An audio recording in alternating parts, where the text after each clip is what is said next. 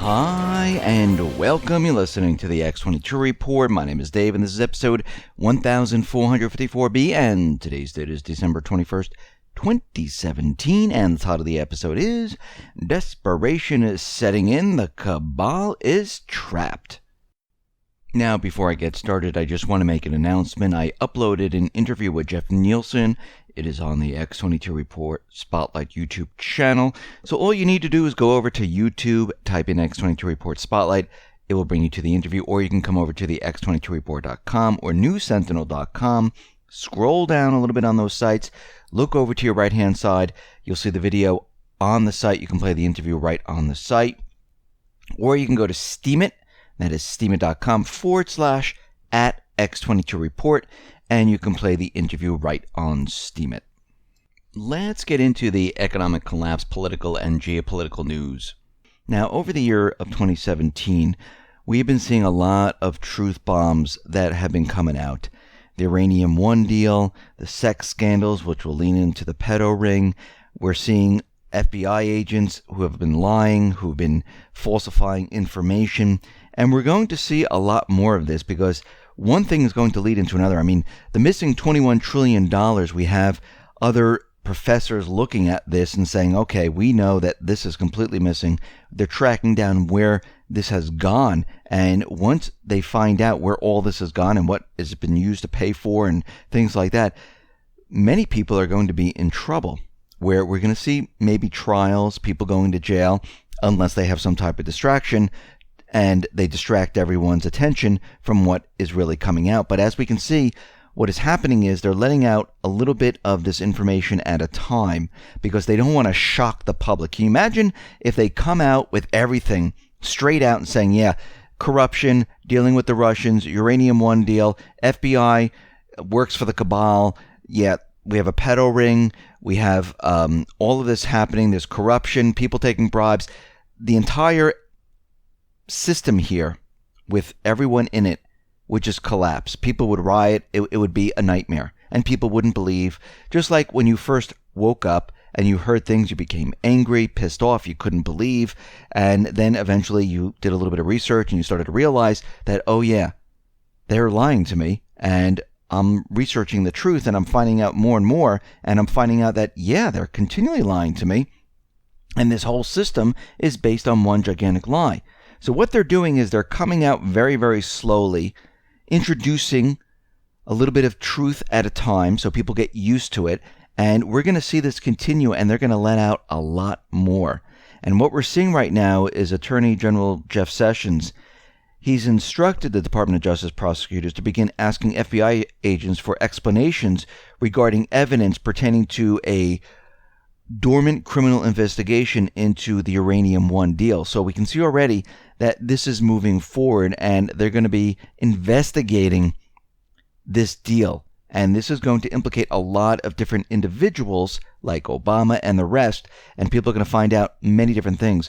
Ex-FBI Assistant Director, he is out there saying that the FBI will soon step forward and expose the Cabal. Now remember, in all of these different departments, there are good guys and bad guys, and we can see that right now that those who have been dealing with corruption under the table, dealing with the Cabal, the whole organization, and pushing their agenda forward, they're going to be exposed, and we're going to see them exposed. I mean, remember when they came out and they started out with the fake news because they tried to gain control to show that, hey, this is why Trump got elected, and anything the alternative media says, it's all fake news. This is really where they were going with that.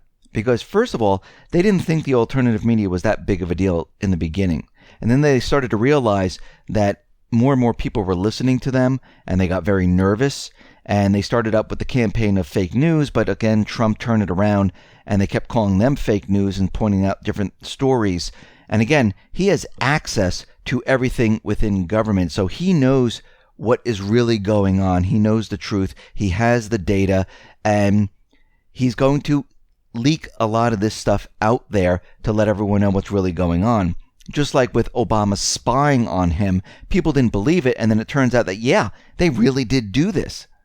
And what we're seeing right now is that Facebook, Google, YouTube, they all started these fact checkers. They started these little tag things for disputed articles.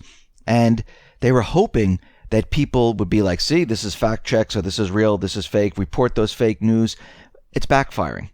Facebook right now is ditching the disputed article tag because what they've realized is that after research, it showed that the fact-checking initiative was ineffective. Of course it was, because the fact-checking is not really checking facts. They're just spinning it in a different way. And now they're going to rework this and show related articles. So they're going to show multiple articles on the same subject and let people decide which is true and which is false, which is the right way to do it. Because, again, people can put out anything, but people have to do their own research to realize what is the truth and what is fiction. And I think what's going to happen is people are going to research now and say, hey, this is the truth, this is fake. And this is why a lot of people have been turning towards the alternative media. And I think we're going to see a lot more of this. And I don't know how far the Cabal is going to let this go until they have some type of an event that distracts everyone from what is going on. And that is the biggest worry right now, because we could see that they're building up the propaganda against North Korea with the WannaCry malware virus, where they're saying that North Korea is completely responsible for this, but we just can't show you any proof. And this is where the propaganda always falls apart, because they can't show you proof. North Korea is out there, the North Korea's foreign ministry is saying that, yeah, we're not behind the cyber attacks. We're not behind the WannaCry cyber attack. We don't have anything to do with it. And please prove it to us and the rest of the world if we are actually responsible for this. And this is where it falls apart. Because when Russia or China or any other country says, please prove it, this is where they can't do it. Yes, they're going to throw out IP addresses, and that's very easy to do. And you have to remember, the CIA had Vault 7. They were able to create malware where they can emulate any other country, put breadcrumbs within the malware, make it look like it came from there, bounce it off many servers, and make it look like, oh yes, we found the IP address. Now, any state actor is not going to launch some type of cyber attack or malware from their country. They're not going to use their own IP addresses. They will use multiple IP addresses from all over the world to do this. And once again, they need to show proof to convince the public. Now, what's very interesting is that there was an article from the Washington Post, and this is where it originated from, where they're saying that the Trump administration officially approved lethal arms sales to Ukraine. Now, we need to go back in time a little bit and look at this. Now, I looked at the Washington Post article, and it's kind of lacking with proof. And when you dig a little bit deeper, we need to understand that the Ukrainian Freedom Support Act, which was signed in 2014, this was during Obama, this was signed into law, and it authorized defense articles, defense services, and training to the government of Ukraine for the purpose of countering offensive weapons and reestablishing the sovereignty and territorial integrity of Ukraine. And this included anti-tank and anti-armor weapons, crew weapons and ammunition, counter-artillery radars to identify targets, artillery batteries, fire control rangefinders, optical and guidance control equipment. And what we need to understand is that they're out there saying that, yes, this has been authorized, and now the White House has approved lethal weapons, lethal defensive weapons to Ukraine. Well, this was in the Ukrainian Freedom Support Act. And the White House is saying, yeah, we have not done this. And what the reports are saying is that the administration of the U.S.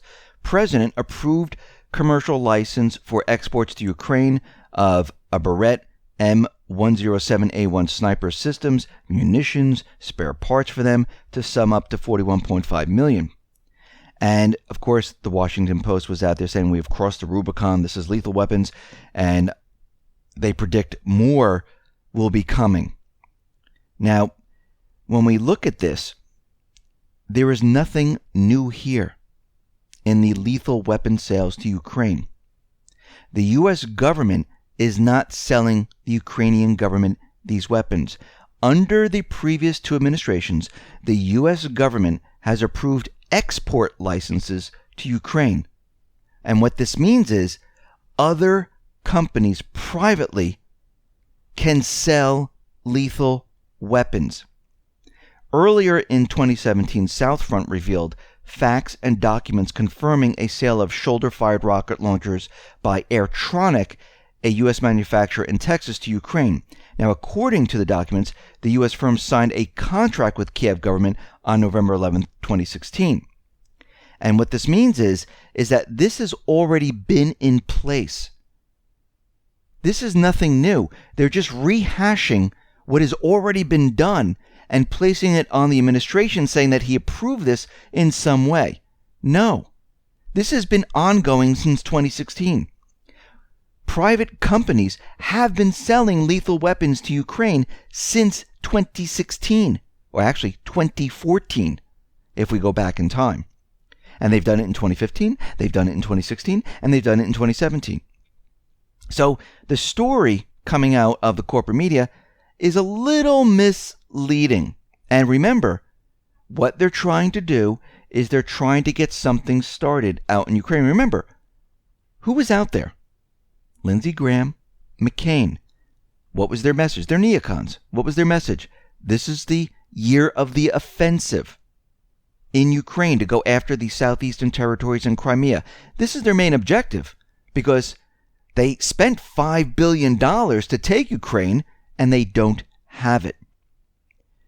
We see right now that the United States said it welcomed an announcement by the Saudi-led coalition to keep the port in Yemen open for a month to allow humanitarian aid. And this was a call out to Saudi Arabia to say, listen, you need to remove the blockade and allow humanitarian aid into Yemen. And it looks like they're going to be doing this for 1 month. We see right now that there might be a shift in Yemen. Right now, the administration's pick for the top legal advisor at the State Department has acknowledged the U.S. could be violating its own laws and international law by restricting delivery of humanitarian aid in Yemen. And U.S. statutes prohibiting American assistance to countries preventing the delivery of humanitarian aid may be applied in the case of Yemen. And this new individual who's coming in might change things up in Yemen.